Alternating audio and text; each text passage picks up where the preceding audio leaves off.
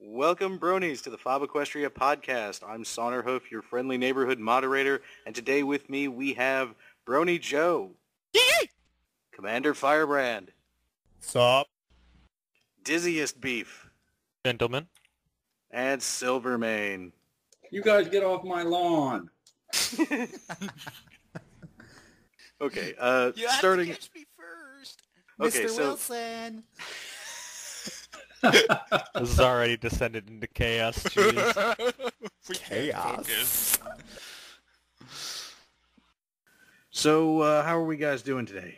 Just in general. Awesome. Doing fine. Just watching. Just writing the review of the next episode. Actually, I'm done writing. I just recorded it, and I stopped editing to do this podcast. You suck. You're welcome.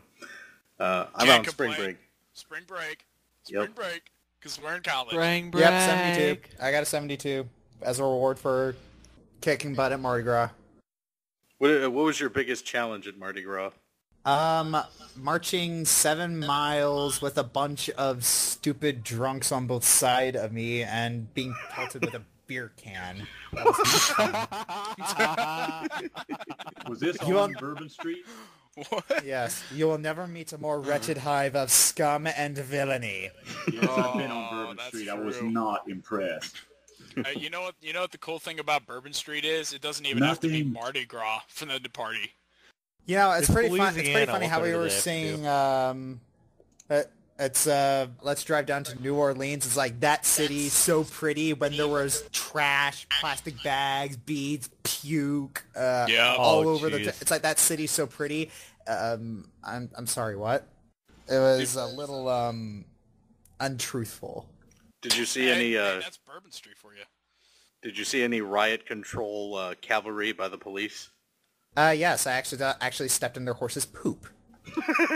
Lovely. Is there Souvenir. any manner of horrible nonsense you haven't There's a win been for stepped you. in or covered in? Well, I did see a guy get stabbed. Whoa. Oh, well. Was that in the same time, or It was during Endymion.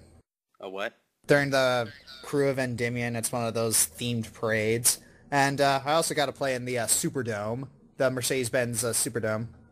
There was flashing lights everywhere. I thought I was going to get a seizure. Maybe you did and you just don't remember it. Ooh. Oh my gosh. You're just passed out and gurgling on your trombone.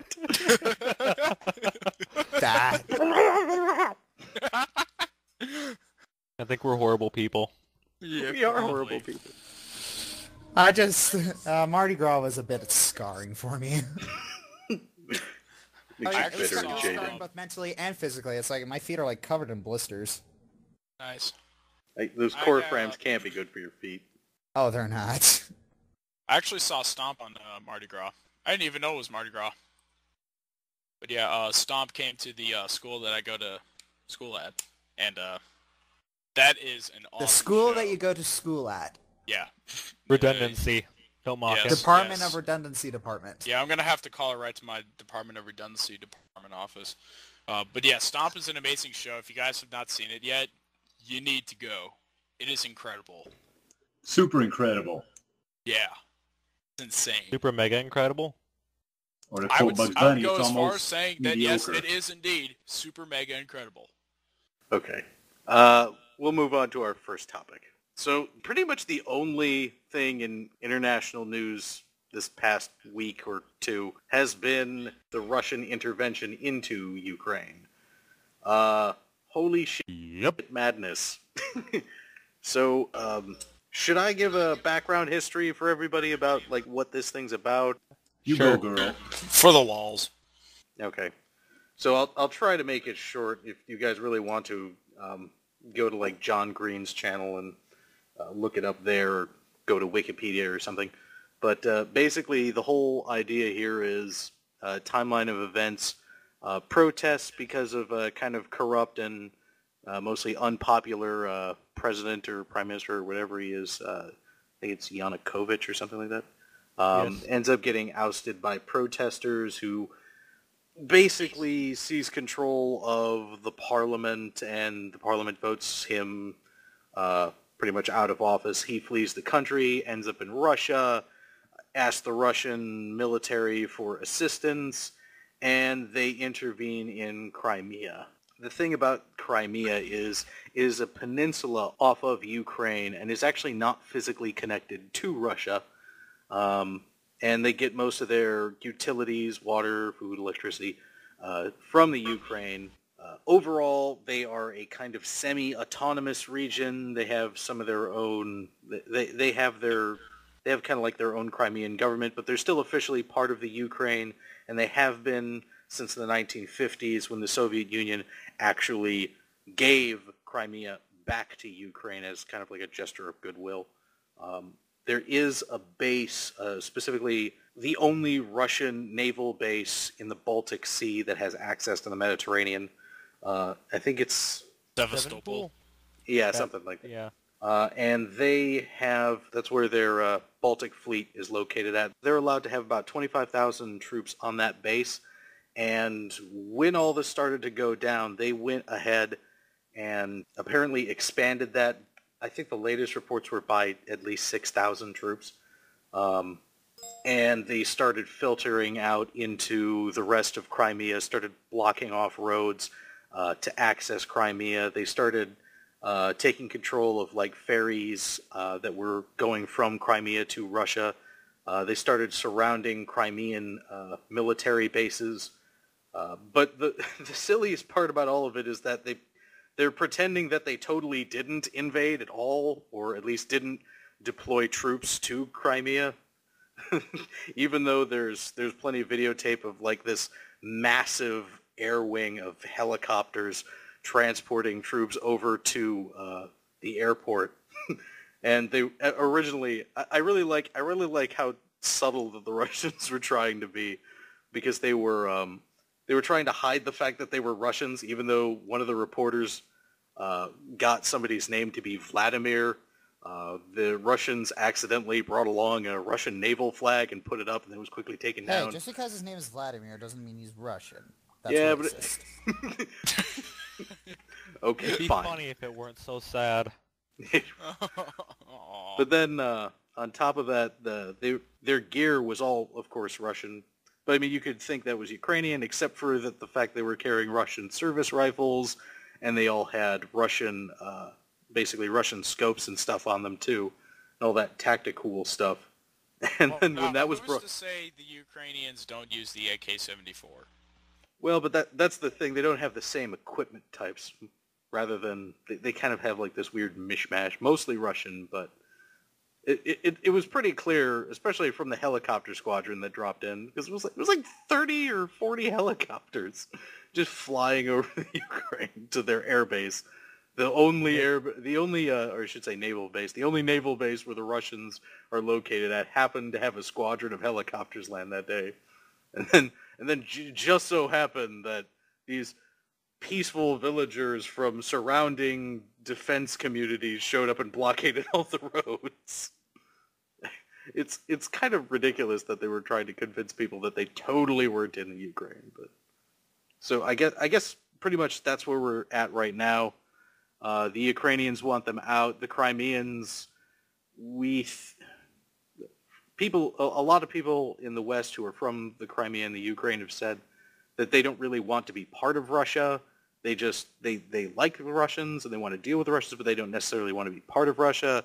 But then the Crimean government has asked permission to join with Russia if Crimea wants to decide that. So we don't know how much of that is at the point of a gun or by necessity out of economics, or if that's a populist belief or what. So, because that's what happens when you have a bunch of troops take control of a region. So, what do we all think about this? Well, as someone who's always a big advocate of democracy and like pure honest democracy, whether or not it agrees with what I believe, personally, if Crimea wants to break away from the Ukraine, let them go. They kind of made it obvious that since they're voting that they want to be like, part of Russia and not in Ukraine anymore, let them.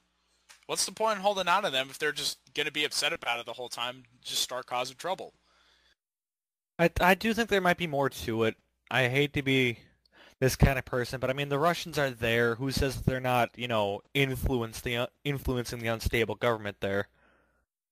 Like, all they need to do is walk up to an official and be like, hey, here's $20,000. Here, like, say you want to be part of Russia now.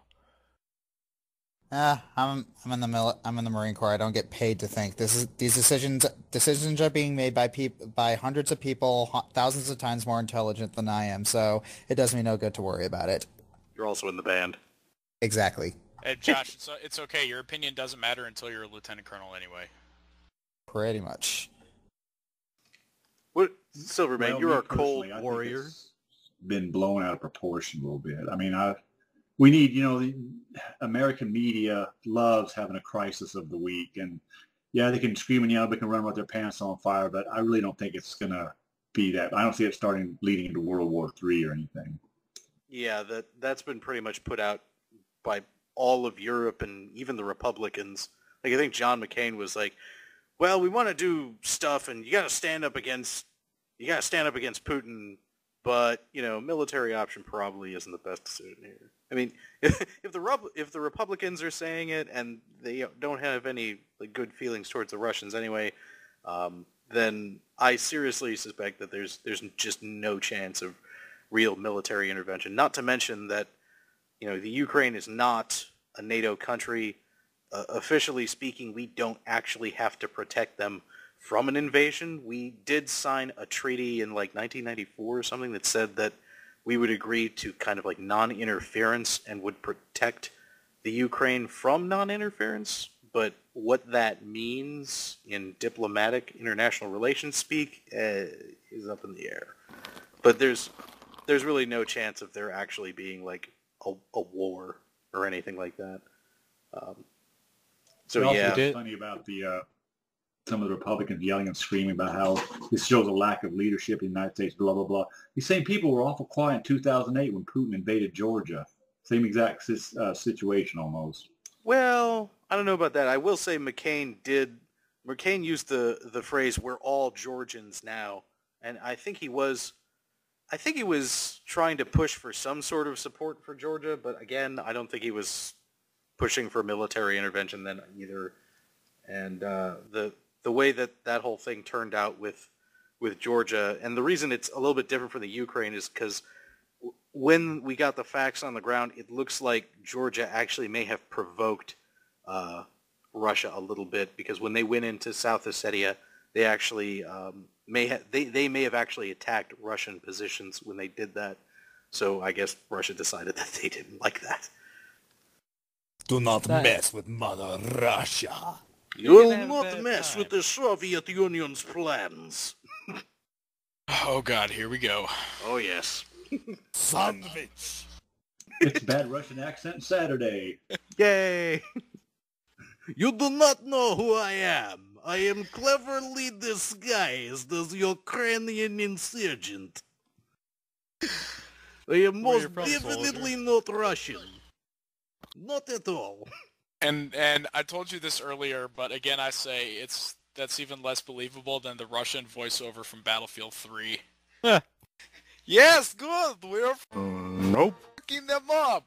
Keep winning for Russia. My favorite Russian accent is still Boris Badenoff from Rocky and Bullwinkle. Yeah, played by Jason Alexander, in the movie. Oh God, that was...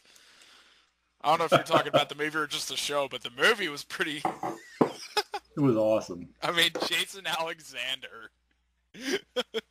Wow. I think one of my favorite Russian accents is Russian Santa from Rise of the Guardians. I don't remember. Wiping clean the slate. I don't remember that at all in that movie.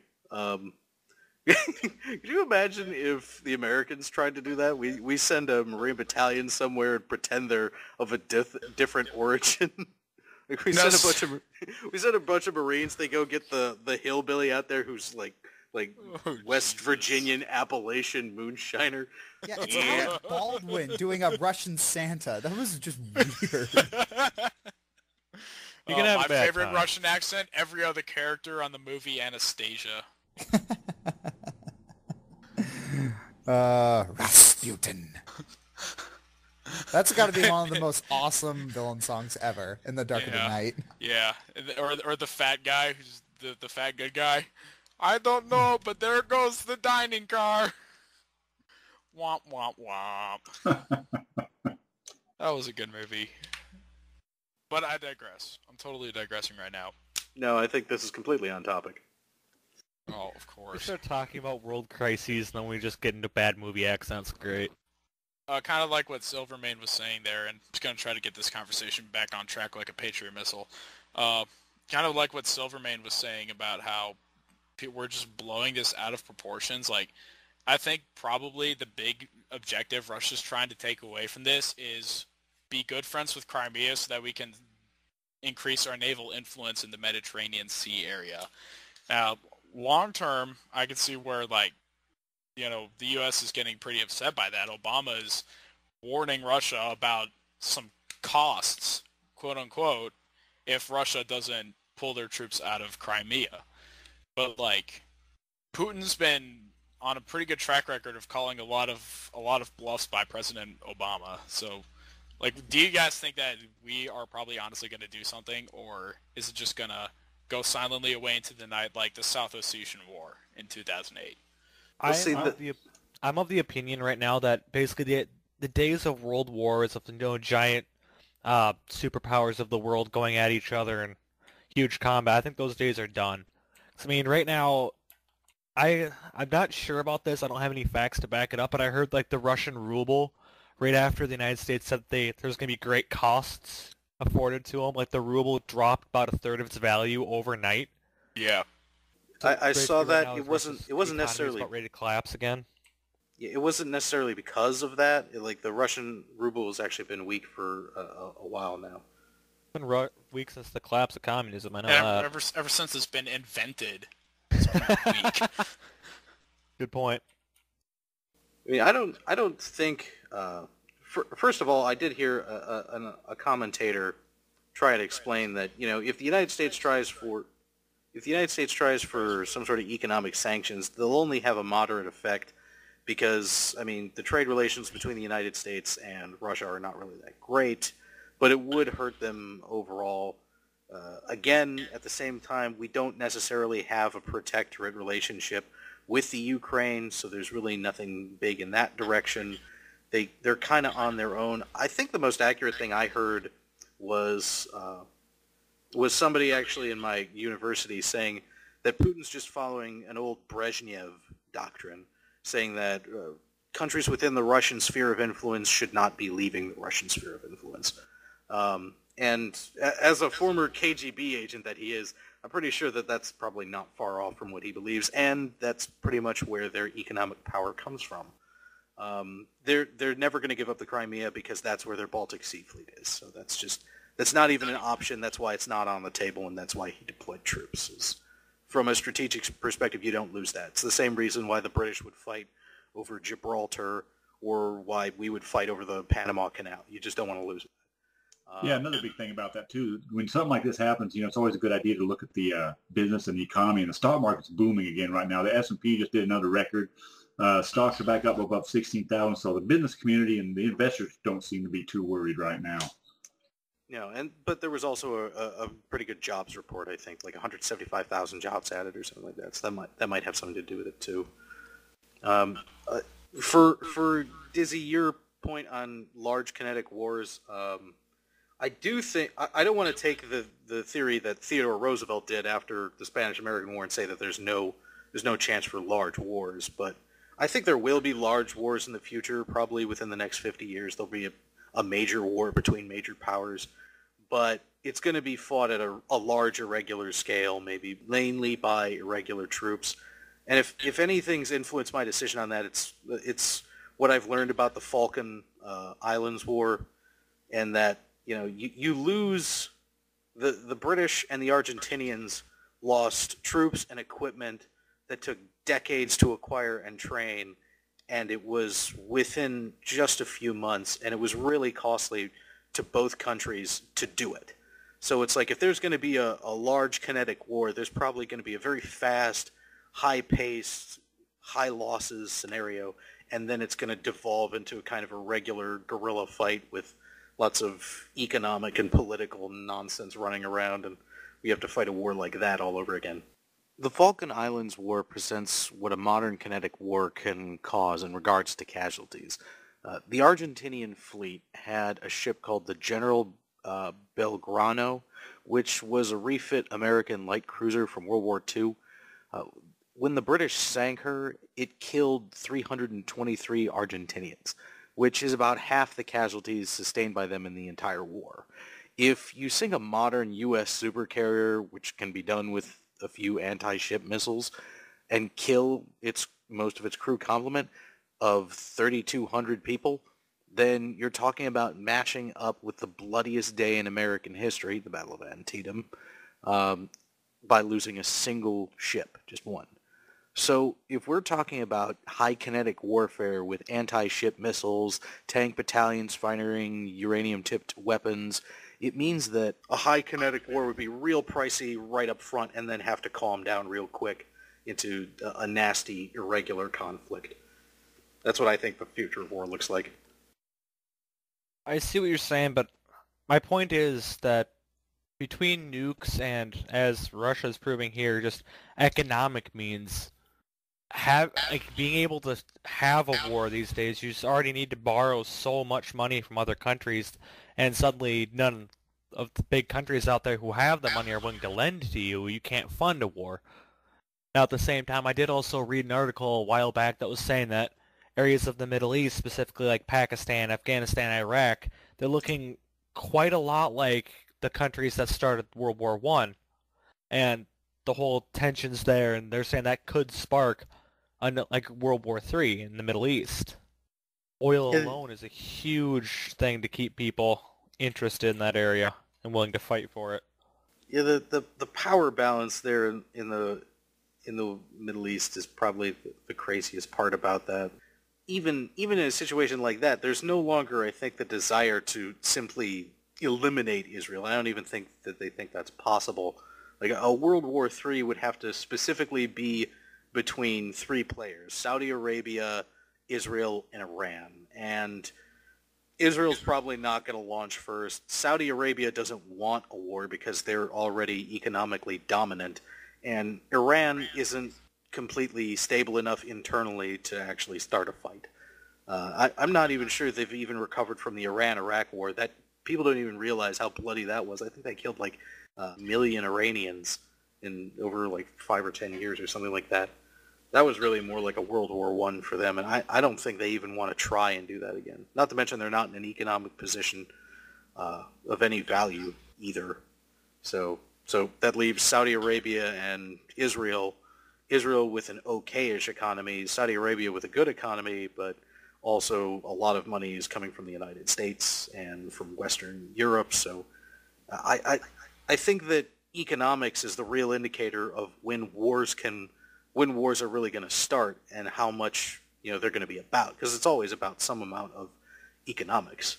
And I certainly don't see it in the Ukraine, and I don't see very much of it in the Middle East.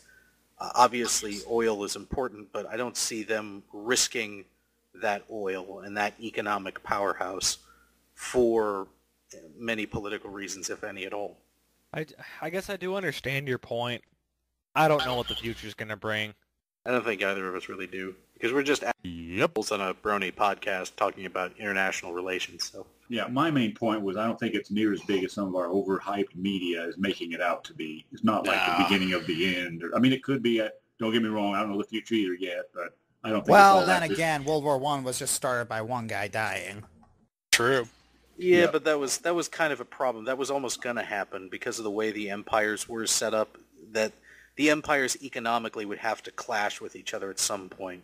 The rest of Europe is kind of intertwined. It's like the same reason we're never really going to have a war with China. We owe them money. They have investment businesses in us. We have investments in them. There's no reason to threaten that. And that just goes back again to the importance of economics. That is a good point, considering, we're funding China's economy right now. They'd be stupid to start a war with us. Yeah. And at the same time, they're fueling our economy. Mm-hmm. has probably saved us from a war or two. Nixon and Clinton, those are the people that helped avert World War III. Yay. Okay. But just remember, he was not a crook. Yeah, okay. He may have committed treason. He may have negotiated with the North Vietnamese to win an election. Maybe. It's all a matter of perspective. Alright, we're not going to get into that now, alright? Yeah. Another day. No, instead we're going to get into something even more ridiculous. The military's budget. This comes... Oh, boy. This comes from a proposal by the Secretary of Defense stating that with the current budget restrictions that he currently has from the austerity stuff and the sequestration, all that stuff, that he's talking about lowering the Army's numbers down to 400 and some odd thousand, which is below World War II levels. And I want to say, from a historical background perspective, this actually isn't that crazy. If you look at American history, the amount of demobilization that happens after every war is almost in its entirety. Like, before World War II started, we only had a standing army of about 26,000 troops. That was the entire U.S. Army, was 26,000. During World War II, that build-up, that's when we got to the 400,000. I think it was like 8 million at one point during World War II. Before that, even during the American Civil War, U.S. Army regulars, not the Army of the Potomac, but like the 1st Regiment of the U.S. Army, I think the grand total then was only 12,000 troops. So the idea that we'd be reducing it down to 400,000 for a standing army is historically not at all surprising to me. I'm not really worried that it's even that dangerous, considering that he hasn't talked about eliminating the carrier fleets, and he hasn't talked about eliminating many of the submarine fleets either. And those are your primary forms of mobility and seaborne defense. But he is talking about getting rid of the A-10, which I don't know if I really think that's a great idea. I mean, that's a hell of a ground support weapon. I don't know if you want to try and replace that with something or get more AC-130s or maybe just switch it over to like drones and whatever it is that Acer Spacer flies, those little bird things. Oh, they're getting rid of those too. Yeah, well then I really don't understand it. Well, just give the Warthogs to the Army. Do they want them? Probably the Warthog is an I'm amazing sure the plane. troops do. And I'm sure that that seen them called in probably do. There's no Wing King out there in his right mind who would get rid of an A-10. That's so much funding for them. He'd be insane to let those go. How do you mean? Well, fighter wings get a lot of friggin' money, like almost as much as like special operations bases, because I've been to these, and yeah, everyone wants more funding in the military, of course, and fighters get the most, right next to special operations. So it's like, okay, give up your A-10s, and then take C-130s, and we'll cut your funding in half for a year. No one's going to do that. I know, Silvermane, you have a pretty staunch position on the F-35 and the F-22 and the JSF. I don't think his budget plan included any cuts to those at all in any way, shape, or form. So there's that. Right now, cutting the F-35, I think, would be political suicide. Way too many congressional districts are getting a lot of money off that. I think it's almost come to the point where whether it ever works or not is a secondary concern. Yeah, that was another thing. A lot of the staff were saying that, or I should say a lot of analysts were saying that the whole thing is like dead in the water anyways because this is an election year and nobody wants to do that, and nobody wants, especially now with the Ukraine, no one wants to look like they're weakening the military or anything like that. So, any other comments on that topic? No, it's still a little early. We'll probably just have to wait and see what develops. You know, I don't see us declaring war and stomping over there with 50,000 troops and, carpet bombing Moscow. We'll just have to wait and see.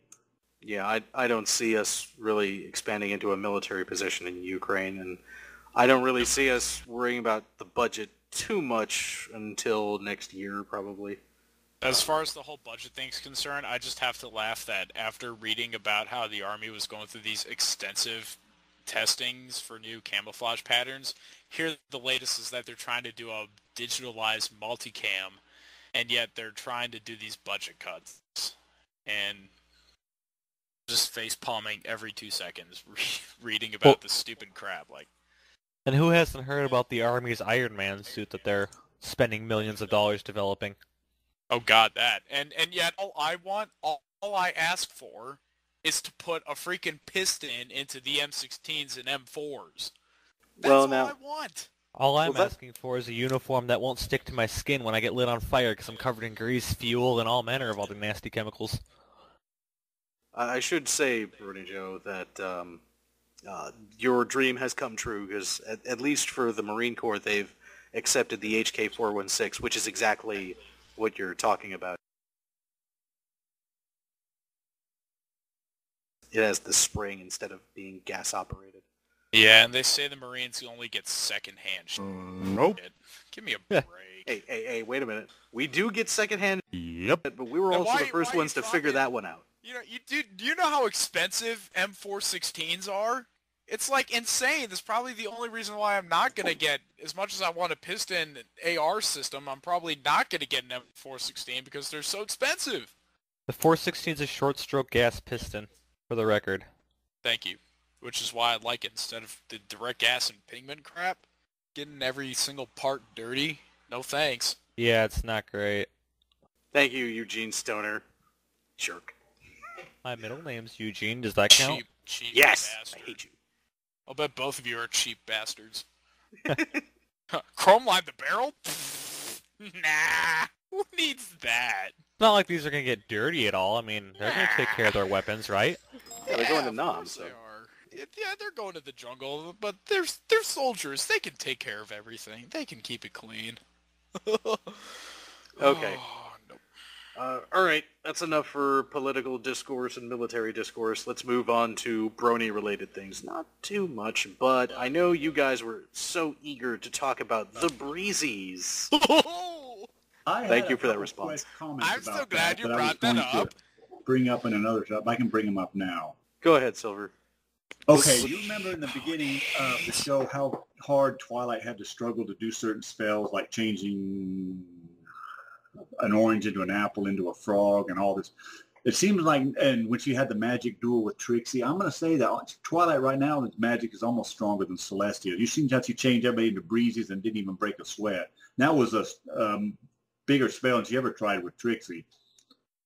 I'm then thinking that their fortitude and their strength has something to do with it, but I also think a little bit something to do like how the spell is cast, what type of spell it is, and how they cast it is part of that. I mean, like, it was a rare spell that no one really knew about. Maybe it was written a certain way. Maybe it was, to be honest, we really don't know how magic works in this, so... I think her spell stuff is kind of inconsistent. What I'm thinking of is, okay, they all thought that basically Rule 63 Big Mac was extremely difficult to create in Trixie's duel, and yet in the Crystal Empire episode with Sombra, she was able to reverse gravity, which is insane as a level of magical use. But at the same time, Princess Celestia can apparently move stars. So Yeah, but she can reverse gravity. She can transport herself, between points instantaneously. It seems to be with ever since episode 1 almost. yeah, but that's influencing a fundamental element of nature is what really concerns me on that. That seems like it should be a lot more difficult to do. Well, it's Especially one of those just to things go because up of a flight magic, of don't stairs ask faster. I questions. don't get that. I have a point to make on the whole Breezies thing. I can't remember his name off the top of my head. He was built to be the antagonist. Seabreeze. Seabreeze, yeah. They always made him out like, oh, he's a jerk, he's yelling at us. Then you get like back to the Breezy's homeworld, and he's got a kid. And he just wanted to get back to his child again. It's like, well, thanks, show. You made me feel like a dick. Nope. I hated this guy, and all he wanted to do was get back to his family. Well, why didn't you tell me that in the first place? Okay, Yeah, so I it was wasn't the funny only that- one. All the other Breezies had families too, and they didn't give a shit. Yep. They didn't want to hang with Fluttershy, even though they had families too. These Breezies are dirtbags. They totally are. They deserve to be killed by leaves. Stepped on by Fluttershy. Yeah. Josh, what did you call them earlier? Viking Terabithians. That's great. Has anybody figured out what that accent was yet? Ring-a-ding-a-darkin. I wanted to go yell at Tom and be like, translate this now! They Give and Take did a review on that. He said he did some posts on the bottom about what they were releasing. I can't say it on here, but it was hilarious. You ought to check it out. NSFW? Definitely. If you know how Give and Take gets out of hand sometimes. I know how I like to keep things clean. I know. That's why I was being nice. Dirty, dirty old man, you. Alright. I mean, it's Give and Take. Episode reviewer, he's not terrible, but he does, tend to rant a little bit. Right. Next up, conventions. You wanted to talk about, Silvermane. Yeah, BabsCon is happening in April, and I just got done. I don't think it's supposed to be a secret anymore, but I've got promoted to deputy chair of programming at BabsCon. And if anybody has any possibility of going there, we've basically been given a free ticket to do anything military we want for the convention at any time. So it'll be cool if we can get some people to go up there. I know that Tabitha St. Germain is actually going to be attending BronyCon, so that should be pretty cool. I know that Andrea Libman and Peter New are going to be attending TrotCon and MLP, MSP up north. So when people want to attend that should be good for them if they want to go to some of the smaller cons. DraftCon, yeah, I remember that one. Yeah. Andrea Libman seems to do a lot of conventions. I think she has fun at conventions.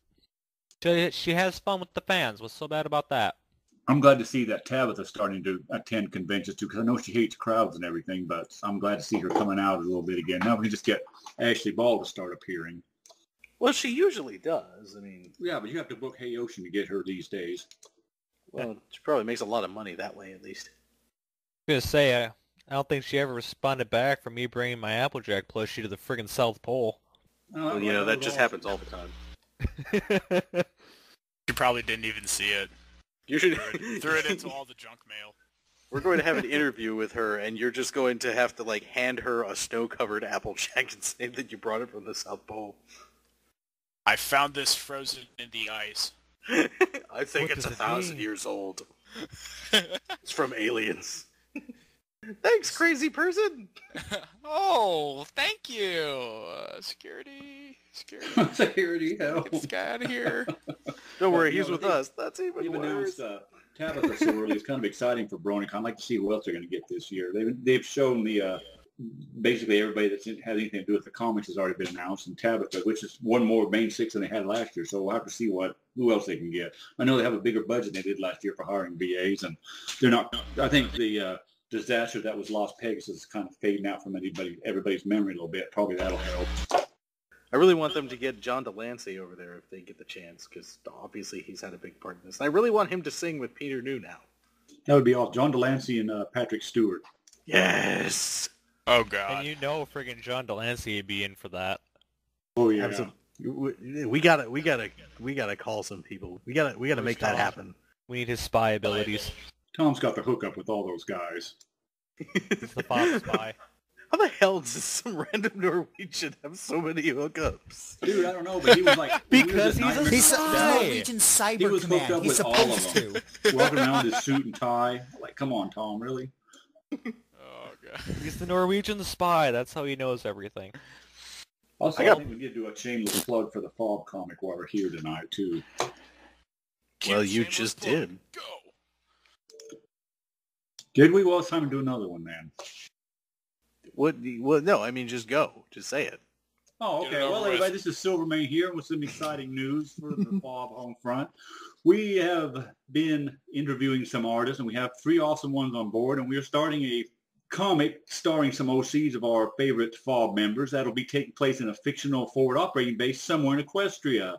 The first installment came out Friday, and we're going to try to do 1 page a week. So it's at FOB Equestria /Tumblr, I think, is where the link is. We'll have it up on our Facebook and also our website. Anybody that likes to go, check it out, and we'd really appreciate it. Does anybody else have anything else?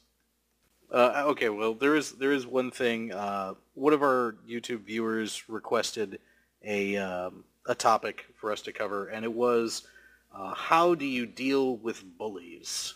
What is the best way to deal with bullies? Answers?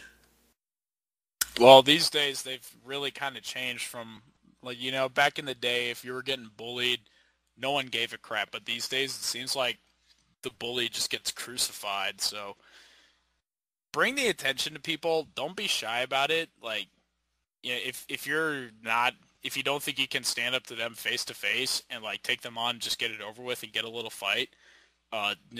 Talk to somebody, your friends, whoever's at school, parents, whatever, church, something. Like, you gotta start telling people, because if you're just keeping it in the dark, it's gonna stay in the dark. Yeah, I think that goes even more for what I've learned over time is that, first of all, that bullies don't even remember who you are at the end of the day. Like, no matter how bad they scar you, you were really just that insignificant that they just will not remember you. Like, if you meet them 5-10 years after high school, they have no idea who you are, that you ever attended any of their classes or anything else. It's just irrelevant to them. So it's nothing you would want to really hurt yourself over, first thing I would say. The second thing that I've learned is that definitely you really do want to talk to people. You really do want to get to people's attention, because the school kind of works as a bureaucracy, and dealing with bureaucracies, you got to put it at the front of the list. You got to bring it to somebody as often as possible in order to get them to respond. And if you just tell them once or twice that something's wrong, or that you want help once or twice, that's really not good enough, and they really truly will not understand that you're in trouble or that you're being bullied. They'll just see it as just one little incident, and they really won't take it serious because they don't understand how serious it is. So you really do got to bring it to people's attention. I remember when I was growing up, there was a lot of times where where at one point I saw some kid getting into a fight, and he was basically getting bullied, and I went and told a teacher, and they were like, well, you're just being a tattletale, right? Like, don't you want to do anything about this? Yeah, so I think the days I miss the 90s. Yeah, I think the days of being a tattletale are gone, but other than that, definitely you want to get people's attention. So one thing I've heard some people suggest is, like, you get together with all the other bullies' victims and you kind of stand up as a herd against them. That would work, especially if you're bronies. That'd be helpful. If you get a bunch of bronies together, then it's hard to resist them. I disagree maybe on not. that. If they call the bluff and then just start making fun of the whole herd collectively, you guys better be ready to start acting on that and just go ahead and take the suspension for 2 to 3 days and kick their butts. You really want to encourage violence? I also believe in some old-fashioned things too, and if just guys fight, they get in the fight, they get over it, and they move on. But if that doesn't work, like I said, tell people and go to people. I think you want to tell people first before getting into a fight. That's true. Yeah, it'd be nice because then you can be like, well, hey, I told you guys, and you didn't do anything, so. Just tell because people you're first, not blamed doesn't mean then it's not your fault, my boy. Josh, Silver. Well, the thing is I'm probably not the best person to give advice about bullying because, I was kind of bullied as a kid, but I was one of those kids who just sat there and took it and really just didn't care.